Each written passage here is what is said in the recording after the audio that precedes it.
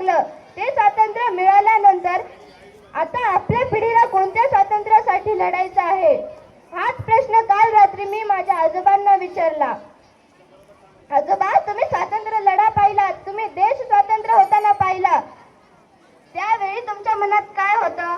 आजोबा हसले आणि म्हणाले, बाळा, त्यावेळी आमच्या डोळ्यासमोर एकच स्वप्न होतं, भारत स्वतंत्र व्हावा.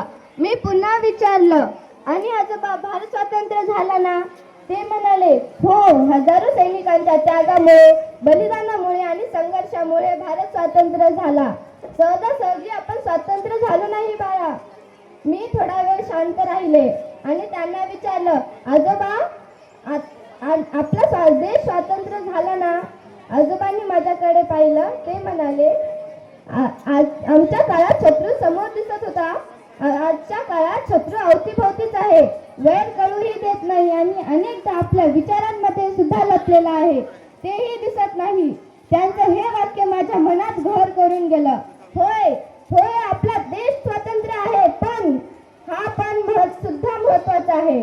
मुलीला सुरक्षितपणे जगण्याचा अधिकार आहे का? मुलीला सुरक्षितपणे जगण्याचं स्वातंत्र्य आहे का? आजही घराबाहेर पडलेल्या मुलीला घाबरत घाबरत घरी यावं लागतं, अगदी जीव मुठीत घेऊन. आजही जात पात, धर्म, श्रीमंती, गरिबी यावरून माणसात भेद केले जात असेल तर आपण खऱ्या अर्थाने स्वतंत्र आहोत का?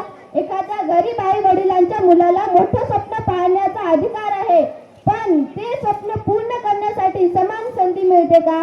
मित्रांनो, याच बरोबर आपल्याला सर्वांच्या समोर अजून एक मोठं आव्हान आहे, ते म्हणजे मोबाईल. आपण मोबाईल वापरतो की आपल्याला मोबाईल वापरतोय माहित नाही. विचार करा, मोबाईल आपल्या हातात आला आणि सारं जग आपल्या मुठीत आलं.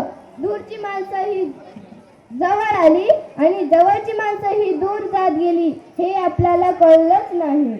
आपल्याकडे हजारो मित्र सोशल मीडियावर आहेत, पण मन मोकळं करून बोलण्यासाठी किती जवळ येतात? असतो का आपल्या घरात रोजचा संवाद? नाही ना. मग आपण स्वातंत्र्य की मोबाईलचा गुलाम? आपल्याला असं स्वातंत्र्य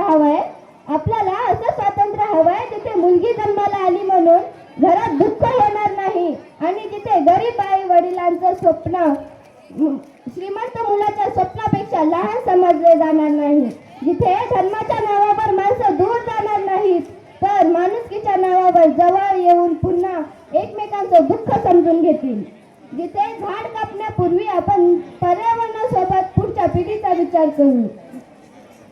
मित्रांनो, शिवकाळापासून 1947 पर्यंत परकीय सत्तेपासून मुक्त केलं.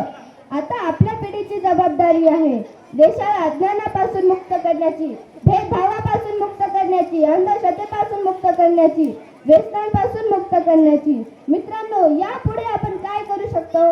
आपण प्रामाणिक विद्यार्थी होऊ शकतो, आपला परिसर स्वच्छ ठेवण्याचा निश्चय करू शकतो, मुलींचा आदर करू शकतो, जिथे जातीय भेदभावाला दूर ठेवू शकतो, गरजूंना मदत करू शकतो. या गोष्टींचे पालन केल्यावर नक्कीच यातून विश्वास देते एक चांगला माणूस घडू शकतो.